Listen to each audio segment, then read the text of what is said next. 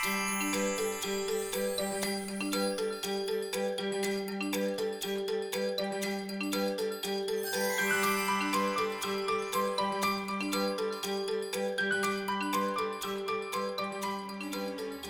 right. Well, Walter, let's go ahead and get started. Welcome again, everyone, to Lunch and Learn with Field of Hope. We are so excited to have Walter joining us here just to tell you a little bit more about our programs and about all the things Uganda and what Field of Hope does in Uganda.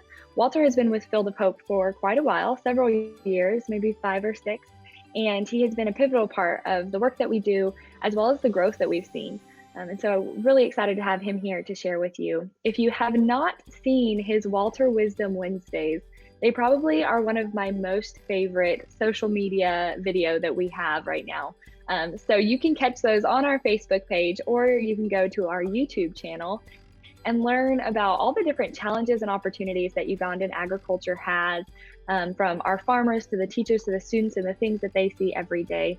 I strongly encourage you to go and give those a listen. But Walter, you're a country coordinator for Uganda. Why don't you tell us just a little bit about what you do for Field of Hope, and tell us a little bit about you too. We'd love to hear more about your family and where you come from. Well, thank you so much, Alexa, and thank you so much, the audience. I'm so privileged to be with you on this call tonight. That's my name. I'm Okullu Walter, the Ugandan country coordinator. So I have a family and one boy called Mike Atubu or Jordan.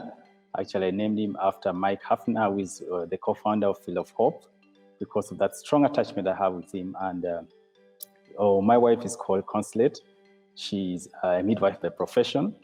So I personally am an agriculturist by profession and by practice, and majoring in agricultural extension. So that's the bit about me. And my work with Field of Hope, it's really, I always feel goosebumps whenever I start talking about my engagement with Field of Hope, given the fact that we started way back, and it was really a random engagement. But thanks to God that to date, it has looked to be more formal, and thanks to all the stakeholders of Field of Hope. So currently, as I speak, in my role as the country coordinator, I've been tasked with leading the Ugandan team in the development and implementation of the plans and objectives of the organization. As you're aware, we have 3 pillars. So we always have the annual planning and the implementation of this program. So I always take lead in developing this. The other notable role of mine with Field of Hope is that I'm the lead trainer of agricultural science, or what I normally term agri-science, or to the farmer groups and the teachers and the students that we work with. I also help train on financial literacy, micro enterprise development, and group dynamics. So these are the technical areas that I support Field of Hope on.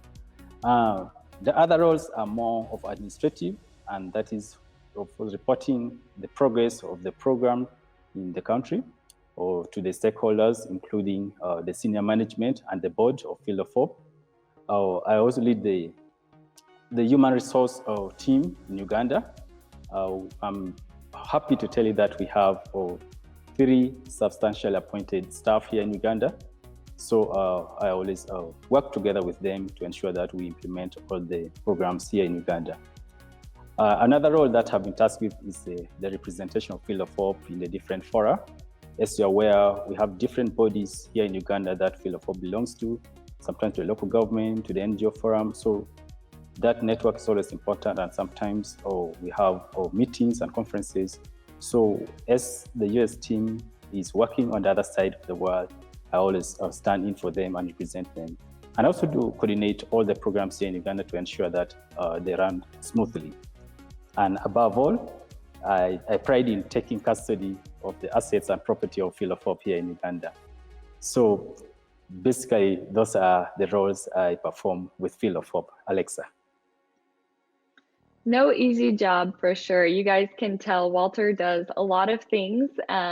We both have kind of added to his role as time has progressed, and he always is up to meet a challenge. And we're just so grateful for him. We could not do what we do without Walter, as you guys can obviously tell.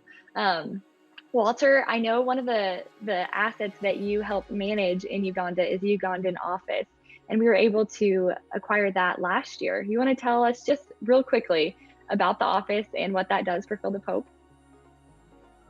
Wow, oh, what a question. Yes, so again, thank you. Oh, as I told you, it was a more informal, or approach to the way we were doing things at first.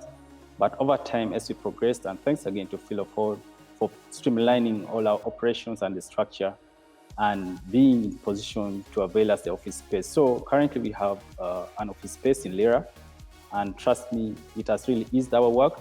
It has increased our visibility, and above all, we are actually more organized.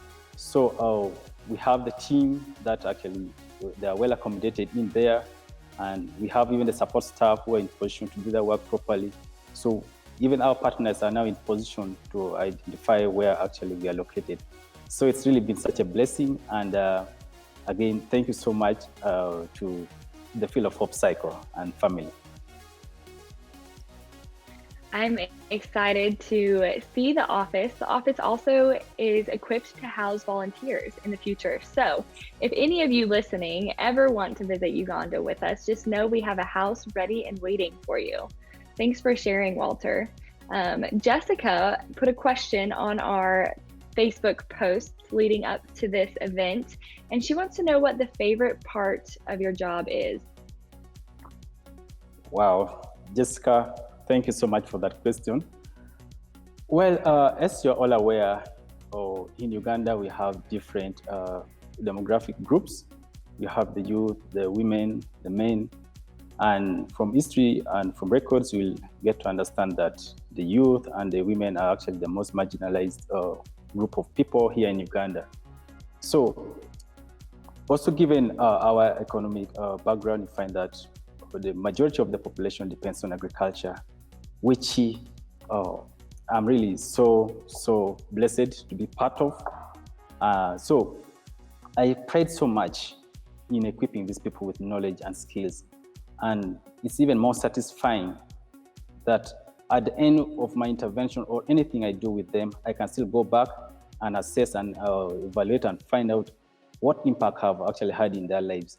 So this fills me with a lot of pride, and being in position to support, also the Sustainable Development Goal, and also given that I contribute to economic growth in Uganda through these marginalized groups, which are most often overlooked, and yet they are really key to ensuring that we progress forward. So this is what really excites me about my job, that interaction, that connection with them, and ensuring that at the end of the day, they're happy and they can provide for their families.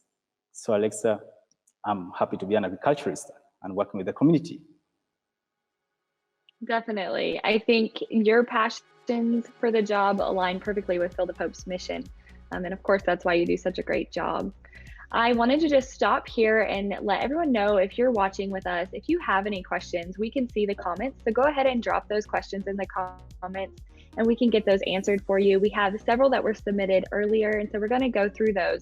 But if you have any additional comments or questions about what we're saying or something that we mentioned, please go ahead and drop those in the comment section so that we can answer those questions and adequately explain what we're talking about and what Field of Hope is doing in Uganda.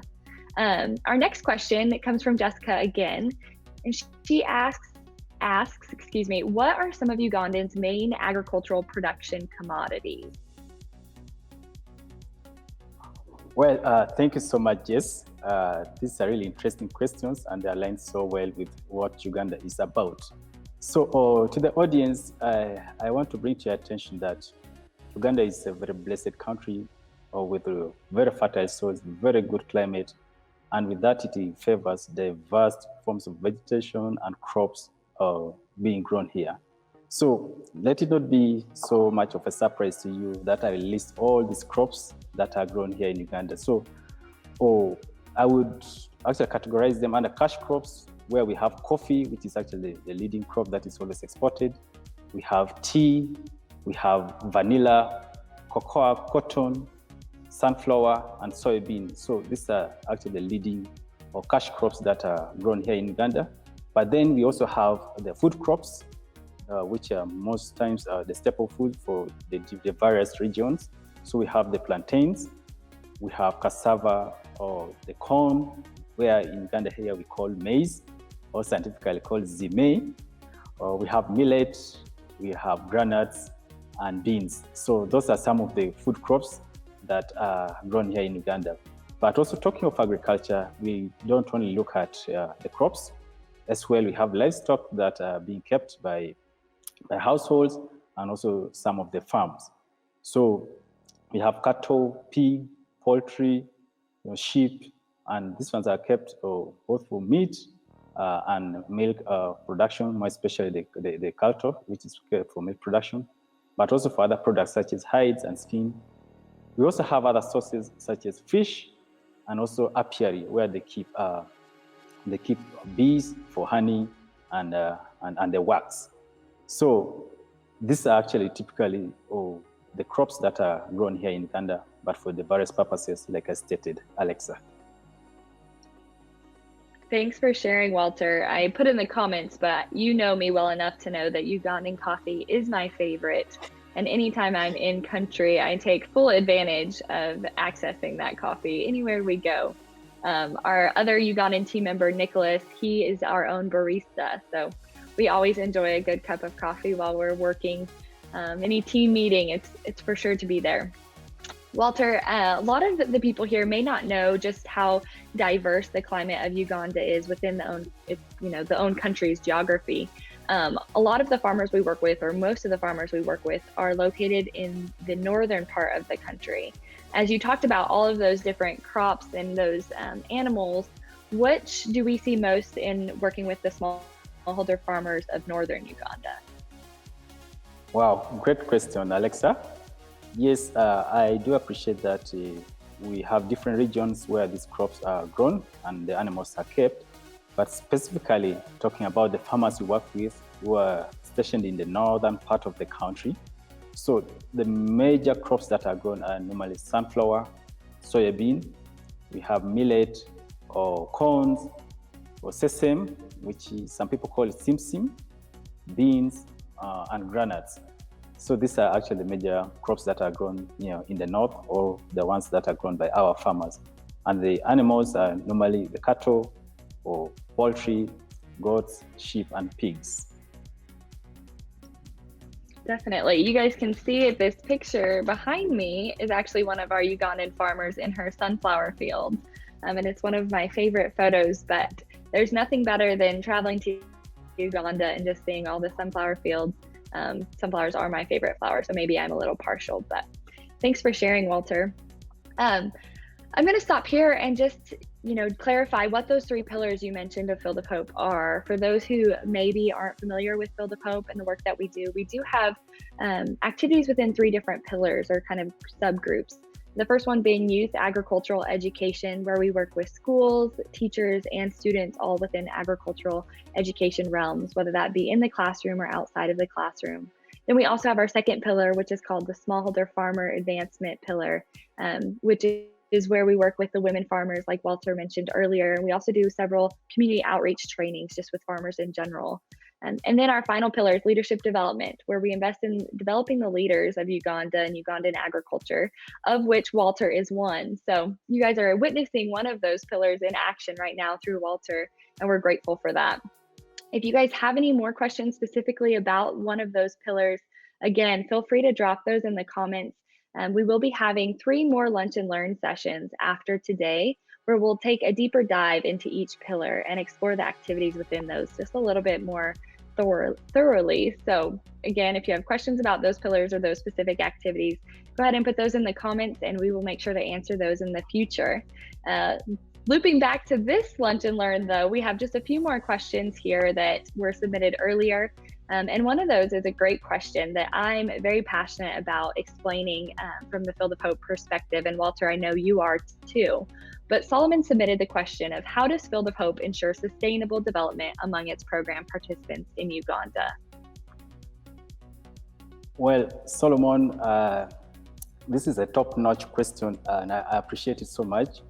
So first of all, I should appreciate Field of Hope team or family for that matter, for streamlining its operations and having strategic plans. Because initially we weren't very clear about how we would operate. But I think one key thing that they considered highly when it came to streamlining its operation is the sustainability plan. Because we do appreciate that we are not here for good. At some point, these partners we work with will have to stand on their own and actually be self-reliant and also self-sustaining. So in that essence, Field of Hope felt that building human capital was really key. So in the approach that we have always used, one thing that we embraced is ensuring that we build the capacity of the people we work with so that at the end of the day, they have the knowledge and the skills and they can actually transfer this knowledge and skills into their own home states or community to really ensure that they grow on their own. So this has been through the different trainings. Sometimes we set demonstrations to ensure that they grasp these skills that we're talking about, such that even though Field of Hope lives at one point, they're in position to apply the skills or to manage the daily tasks and challenges that they actually face. The second thing is Field of Hope also realizes that, these folks we work with sometimes do not have enough resources. Yes, we could have given them the knowledge and skills, but they need that startup, maybe capital, or that little support to ensure that they kickstart their dream. In this essence, Field of Hope has always ensured that sometimes financial support is offered to these people.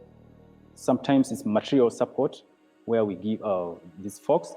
An example is the groups where we have been giving them some grants to ensure that we support their financial base so that they can actually borrow and start up small businesses or borrow and buy inputs so that they can harvest better yields at the end of the season. Or sometimes we actually give them the inputs ourselves to ensure that they build on it and move forward or as groups or as individuals. This has also not only stopped with the groups, but also the schools. As you're aware, we have the Inspiring Students in Agriculture grants, because we believe that, yes, we have built the capacity of these teachers, the administrators, but the bottleneck has always been the resources to ensure that we enhance the approaches that we have actually been advocating for. So in this way, Field of Hope has still come in and ensure that they give such support so that it's sustainable and they can actually grow. Another thing is Field of Hope has appreciated that, more especially in the line of agriculture, it's really a very wide discipline. We are not only talking about keeping crops, we're not only talking about growing crops, or keeping animals, but you find that there are other interrelated disciplines that need to be addressed. Okay, so one key thing is gender mainstreaming. For some of you could have actually read it to find that in Africa, it's still a very big issue, and in Uganda in particular. So this has always undermined the efforts to ensure that we enhance crop production and productivity. So this is something that we have tried to address also among the stakeholders that we work with to ensure that much as we are building their capacities, we are equipping them with knowledge and skills, but they also appreciate some of these gender issues that have always been a challenge to them. Still in line with these disciplines, other aspects such as governance, where we tend to build the capacity of the leaders of these groups, such that, first of all, they ensure that the groups are moving the right path, their dream is achieved, or for that matter, their goal is achieved. And even when Field of Hope steps aside, they can remain self-sustaining. So these are some of the interrelated disciplines that we felt should be incorporated among the other trainings that we have been issuing out, focusing on developing their knowledge and skills. The other is the fellowship. So we appreciate that, actually based on Field of Hope's foundation, we appreciate that once these groups understand the biblical principles, first of all, they will be living in harmony, or secondly, they will use God's gift of nature wisely and resourcefully to achieve their livelihood. So these are also some of the things that they may not be a pillar or a standalone or theme as such, but we felt that incorporating them will make these groups more sustaining and they will develop that coherence among themselves moving forward. Field of Hope also prides in the fact that we alone cannot solve all these problems. Even the farmers alone cannot stand on their own and progress. There are so many actors and stakeholders along the road. Okay, so we have so many people along the value chain that these people will need to link arms with to ensure that they achieve their dreams. So in that essence, we have tried always to link them to several actors, such as the input dealers, the off-takers, banking institutions, and also the government offices, because we believe even when Field of Hope leaves, let's say like the government, for them, they're always there to stay. And these people will always need that support that is always channeled from the government offices. So creating this linkage is really key to ensuring that all that they're doing is actually successful. And lastly, maintaining that close contact. Yes, much as we graduate these groups, or we tend to disengage a bit, but we always have periodic visits to them to ensure that we track their progress. And if maybe there are other challenges that they're facing down the road, we come in and ensure that we support them so that they move forward. So this has really been a very great question, Solomon, and thank you so much for bringing this up. Back to you, Alexa. Thank you, Walter. You explained a lot of the ways that we work to make sure all the changes we make are sustainable, right? And you said that. You mentioned the capacity building of the partners and those that we work with so that they can take over the programs in the future. You also talked about support in forms of resources, whether that be financial or otherwise. A lot of the time, what we find is that our partners have a hard time with that initial investment of resources. And so that's where Field of Hope steps in. We provide that initial investment, whether that be in inputs for a demonstration garden or the finances for loans and micro enterprises. And then they take it from there, which is always so fun to see. Other things that we do is, and I love that you brought this up, but incorporating multiple disciplines. So a lot of the agriculture issues that our farmers face are unrelated to just the simple agri-science of planting a seed and watching it grow. And you mentioned gender issues, which I know I personally experienced as I conducted my thesis research on that in Uganda in 2018. But we've seen that a lot, especially in our women's groups. And so we have taken, corrective steps to work with those farmers and with their communities in identifying those issues and then working with them to provide solutions. And that's just one example. You talked more about governance and you have here, mentorships and the various ways that we try to combat the other issues that they find outside of the field. And I think those are so important. Another thing you mentioned was connection to relevant stakeholders, and that's the input traders and the off-takers and the extension agents within the districts. And we do really try to provide opportunities for our farmers to connect with those that can provide more opportunities with them.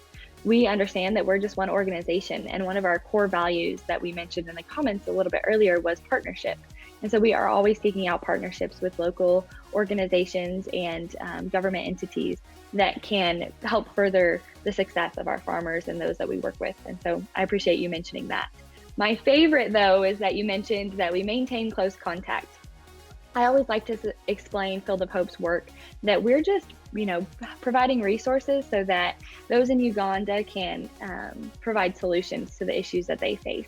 And I think that maintaining that close contact, it is not a one-way communication channel. This is a circular communication channel where maybe, myself and Chuck Hammond, the board chair, and those on the board, we're talking to the Ugandan team, and the Ugandan team is talking to the farmers on ground or to the teachers or to the students. And then everyone is constantly communicating about the issues that we're seeing in the field or the problems that we're experiencing.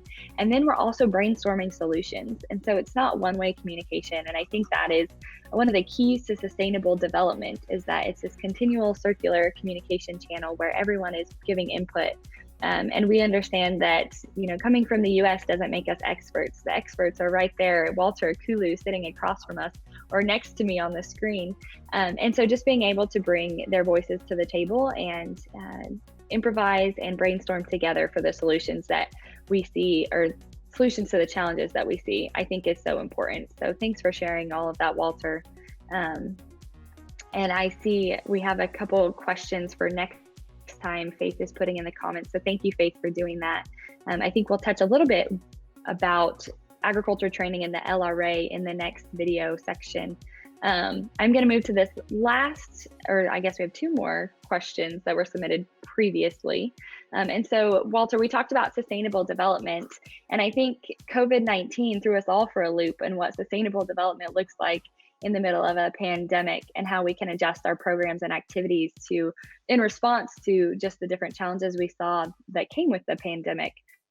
So can you explain to us just some of the strategies that Field of Hope has adopted to ensure business continuity within our programming due to the COVID-19 pandemic? Well, Alexa, I must bring to the attention of the audience that most of the work done by Field of Hope it involves physical interaction, such as training of the farmers or even the teacher training, and this has always been the norm.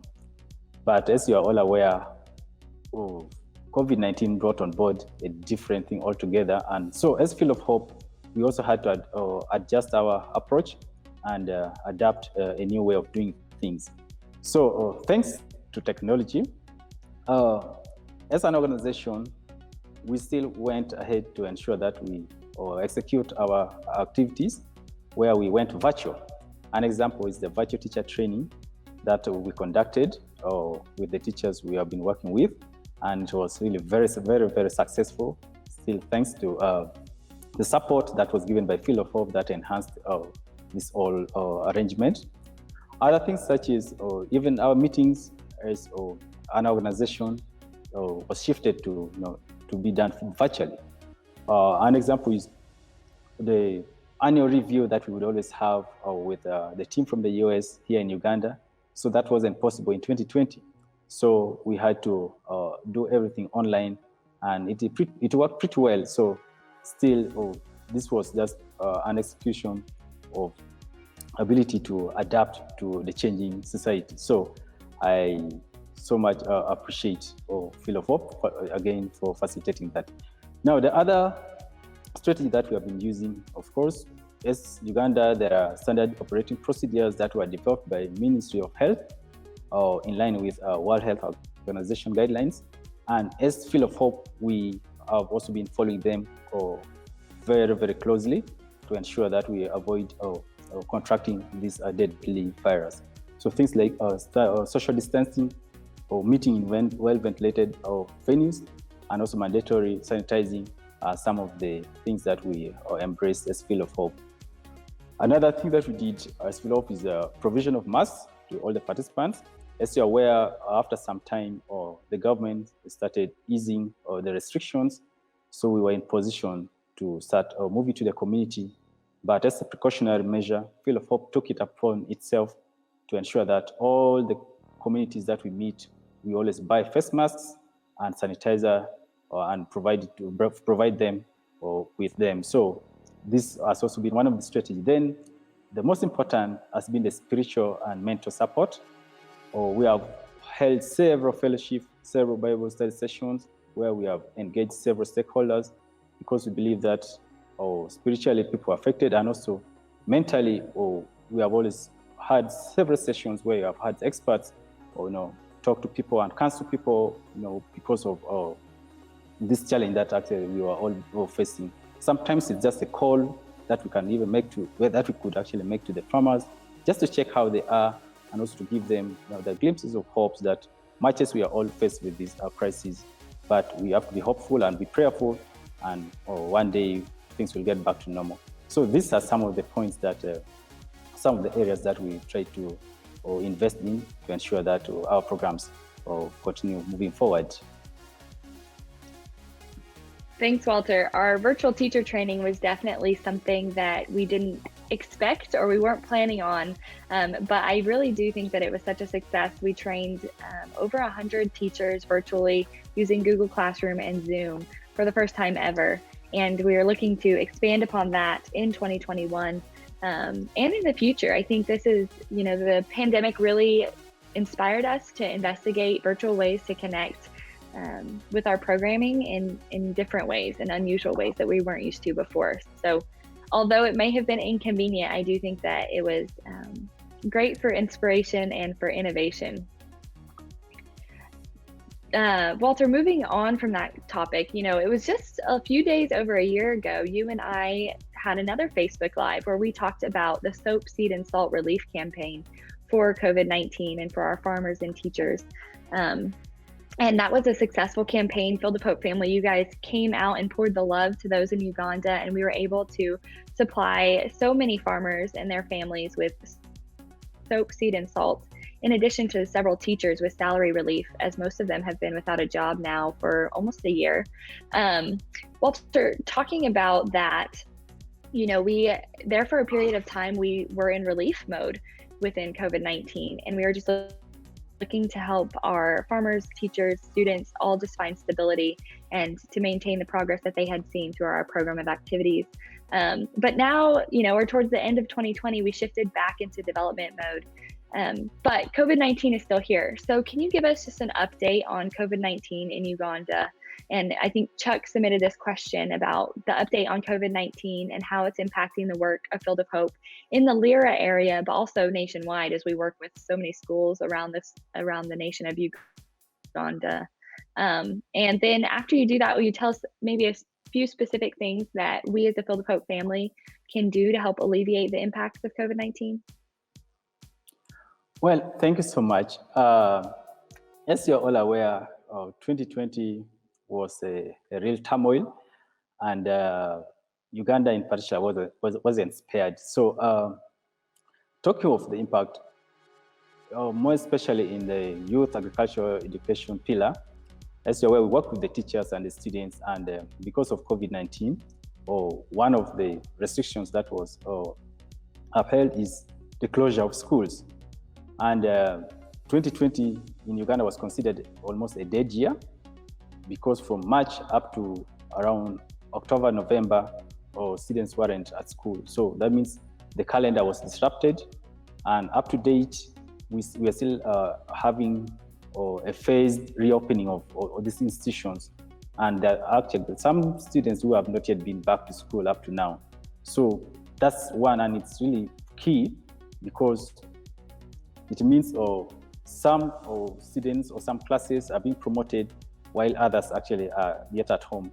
And it's even more worrying for the infants who are supposed to be going to the kindergarten, because they have actually suspended their studies indefinitely. So this is one area that has been greatly affected by the COVID-19 pandemic. The other is, as you're aware, still the teachers were at home, and in the Uganda education system, we have private and public schools, or what they call government schools. So most of the teachers who are under private schools, most of their stipends or payments are always generated dependent on the students who report to school. Since the year was dead, that means these schools were not in position to support their teachers with their salaries or stipends during this pandemic. And like Alexa mentioned, that's when actually Field of Hope also came in and supported them. So it's still an ongoing thing, and up to date, some schools actually have indefinitely or closed, and we don't really think they will actually come back on board. So that's another area that was so much affected. Then as a Walter. team, yes. Sorry to interrupt you. Catherine was curious if even the orphanages had been closed, or if it was just the public schools. Do you know to that end? Yes, orphanage homes were no exception. So any form of institution where students or pupils were being accommodated had to be closed. So yes, Catherine, that's true. They were all affected. So moving forward, we still have curfew up to date. So that means at some point in time, or more especially from around 8 p.m., you can't move. And meaning if maybe you went to the field and you had a delay or your vehicle broke down, so that can pose really a very big issue to you. So that's another area that we are really feeling the bite on.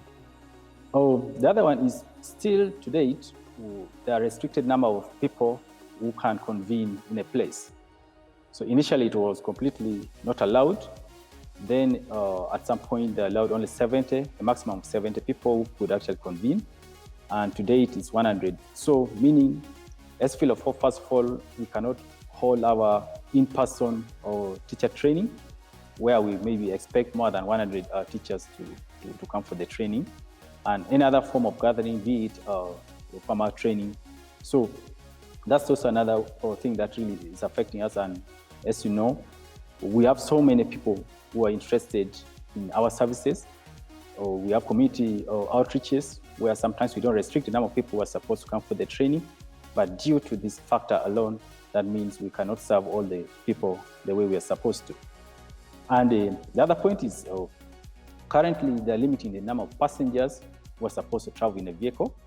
And as you're aware, our farmers tend to have local markets that are not very far from their places, but sometimes they need to use vehicles to transport their commodity to the market.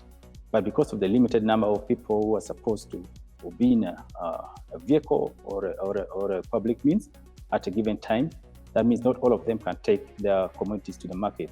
And this indirectly also impacts on their economic gain.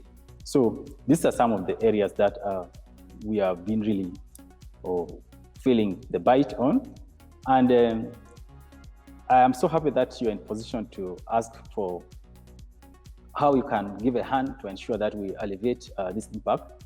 So one thing, Charles, I think your prayer is very, very important, as it has always been, and it is saw us through.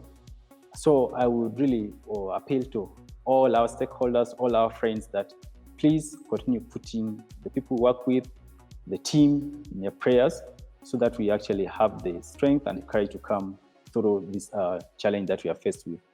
Also, mental support. Sometimes even that call alone, just sending an email to check on how someone is doing means a lot. That word of encouragement means a lot. So this is one way that you can actually support our cause and ensure that we come through this turbulent period. The other one is you can still consider logistical support. As you're aware, because we have now changed from the in-person engagements and now we are taking things virtual, that means sometimes a lot of resources are required. As you're aware, even the virtual teacher training that we held, we had to provide the stipends to the teachers. Even the farmers, sometimes we have to buy or procure these items such as sanitizer, the masks, to ensure that they are in position to attend this training. So all these require resources, and we shall be so happy for anyone who can be positioned to support us along this cause. I think these are some of the areas that I felt I could throw more light on. Thank you so much, Alexa. Thank you, Walter. I appreciate that update. And as you guys can tell, there's so many impacts of COVID-19, not just here in the US, but in Uganda as well. But we are excited that we have been able to re-engage with several of our programs in recent months, and that we hope that that continues. Faith had a great question, Walter, and I just am intrigued to ask this one as well. Faith wants to know what a typical Ugandan day is like. And so, Walter, I'm going to ask you to do this in two different forms. One for yourself. Tell us what a typical day for Walter is, whether you're in school or not. And then also maybe share with us what a typical day for the Ugandan farmer would look like. Wow, what a great question. So I'm going to be a bit broad about myself because sometimes the environment I'm in tends to dictate how I spend my day. So typically when I'm back home with my family, definitely, wake up in the morning, say a word of prayer, prepare. If it's a weekend, then can go to the farm. If it's a weekday, I prepare by 8, I have to go for work. Then I definitely spend most of the time in the office, or if I'm to go to the field to do training, then I go and conduct. Then one thing I don't forget is every evening I ensure that I train. I do a lot of exercises. So that's typical. It's part and parcel of my day. So in the evening, then of course I come and I have dinner with my family, and Yeah, we call it day, watch news, and by around 10, I'm off to bed. But if I'm Walter, at school, how do you yes. train? What do you, what's your favorite sport or your favorite activity to train in? Well, I'm a very good football player. So that involves a lot of sprinting, jogging, stretches, and the actual kicking of the ball. Yes, so leaving that aside, when I'm at school, of course, it's a different story. Still prayer first, then I engage myself with the day's schedules, but still in the evening, I spare some time and I train. And in the evening, go and read my books, unless maybe I have other engagements like such, but that's typically how it looks like. But for a Ugandan farmer, it is it would even be better if I categorized according to the sexes, because what women do sometimes is different from what men do. But generally speaking, a typical Ugandan farmer normally wakes up by around 5:30 to 6. So they move out, check the animals, whether they are in good condition or none has been stolen from the kraal, or wash their faces, pick a hole, and go to the garden. And work in the garden up to around 10, some people up to around 11. So for women, they may be prompted to fetch firewood, because remember, they have to come back home and prepare a meal for the family. So coming back from the garden, they have to go fetch water or clean the home, prepare a meal while the husband is resting under the shade. Okay, so by around 1 or 2, you find the meal is served, and normally at around 3 to 4, again they go back to the garden. Sometimes, if they have a good relationship with the man, they both go back to the garden. But if not, it's always the woman to go back to the garden and do the weeding of the field, because typically we have always so many fields. So in the mornings, majorly just digging. Then in the evening, maybe you go to another field which has crops and needs to be weeded. So from there, at around 6, she comes back, prepares supper for the family, wash plates. So sometimes the woman is the last person to go to bed. Sometimes around 11 or even midnight, depending on the workload which she had that very day. So typically, that's how our Ugandan day looks like. And I wouldn't say they're used to it, but I think sometimes it's conditional. It's not really how things are supposed to be done. And that's why the gender issue is being emphasized here, because you feel that if men also play a part in some of these roles, then there's no need for the woman to work until 11 p.m. before she goes to bed. So that's a great question, Faith. Thanks, Walter, for explaining. We all know how much you love soccer. It doesn't take very long if you are friends with Walter on Facebook or in person. His love for soccer comes through. And thanks for sharing that about the farmers too. I think, those are some of the hardest working people that I have ever met. And I know our founder, Mike Hafner, always just talks about the work ethic of the farmers in Uganda. And so I appreciate you sharing just a glimpse of their day with us. Just for your pleasure, Walter, Graham also loves soccer. Graham is on our advisory council, and so he looks forward to playing a game with you and your team sometime. We may have to wager some bets on who will win that game, but I look forward to watching it for sure. If you guys have any other questions, please go ahead and drop those in the comments now. We are coming up on the 50-minute mark. This went a little bit longer than we anticipated, but your questions were so good, we had to explain our answers. So thank you for submitting those early. If you guys have any follow-up questions, we'd love to see those now. And otherwise, we have 3 more of these sessions. So if you guys are interested in any specific pillar, I strongly encourage you to go to our website and look into the pillars there. There's a lot of information there on our website, and then send us some questions if you have those, if you are interested or intrigued in any particular part. Tobin, we are glad you're here. Thanks for joining us. If you guys have any more questions, go ahead and put those in the comments. But definitely be on standby for our next Lunch and Learns. Those will be held, let me get these dates right, The next one will be on April 21st. And then we'll have 2 in May. I think it's May 15th or May 5th and May 19th, excuse me. But we have a variety of hosts too. So you won't see me next time. You definitely will see Walter though. And I know that he'll be so excited to share more about each of our pillars with all of you. It does look like we don't have any more questions. So with that, we just want to thank you guys for joining us today.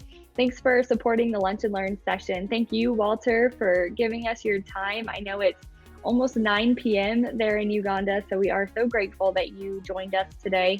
If you guys are interested and want to get involved with Field of Hope, there's a variety of ways to do that. The easiest and most convenient one is to sign up for our email updates on the bottom of our website. The website is www.fieldofhope.org, and you can scroll all the way to the bottom and put your email in to sign up for email updates. And also send us any questions you have for the next Lunch and Learns. But with that, I'm going to say Obangamigum and God bless you. Walter, I'm going to let you go ahead and say your goodbyes. Thank you guys for being here. Okay, thank you so much, Alexa. And thank you so much, everyone who has been on this call. It's been such an honor talking to you all. And I look forward to seeing you again. We have a lot of information that we are supposed to unpackage in our next sessions. So please don't miss out. You'll get to learn a lot about Uganda, the people we work with, and our programming. Thank you so much, and see you soon.